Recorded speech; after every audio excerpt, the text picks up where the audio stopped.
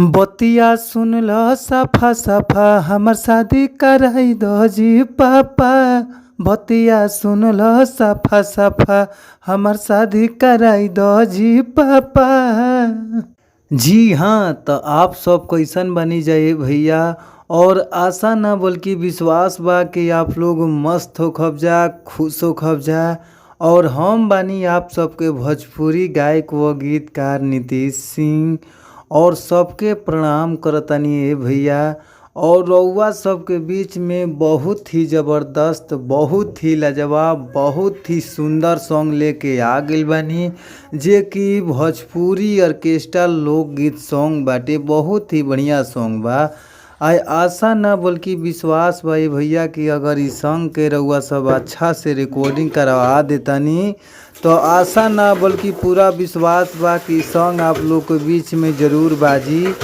तो आई जा और रउआ सबके बता दी कि अगर रउआ सब अच्छा गावतानी, अच्छा बजावतानी, रउआ सबके अच्छा मैटर नइखे मिल पावत, तो अच्छा मैटर पावे खातिर हमारी यूट्यूब चैनल के सब्सक्राइब कर ली, जौना यूट्यूब चैनल के नाम बाटे भोजपुरी संगीत लिरिक्स।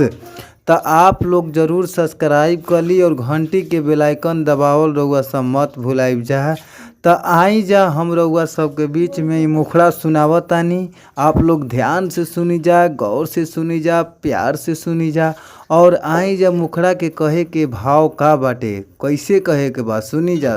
कहे के भाव बाटे, सब दोस्तवा के हो गइल शादी हमरो कद यही दफा। सब दोस्तवा के हो गइल शादी हमरो कद यही दफा। बतिया सुन ल सफा सफा शादी कराई दीजी पापा। बतिया सुन ल सफा सफा शादी कराई दीजी पापा। बतिया सुन ली सफा सफा। तो अगर ये मैटर हुआ सबके अच्छा लागता, मस्त लागता, खूब सुघर लागता, तो फुल सॉन्ग लेवे खातिर हमारी स्क्रीन पर नंबर बाटे, नंबर पर संपर्क करी जा। और नंबर हमार नोट भी कर ली जा। हमार नंबर बाटे 98 350 77 203।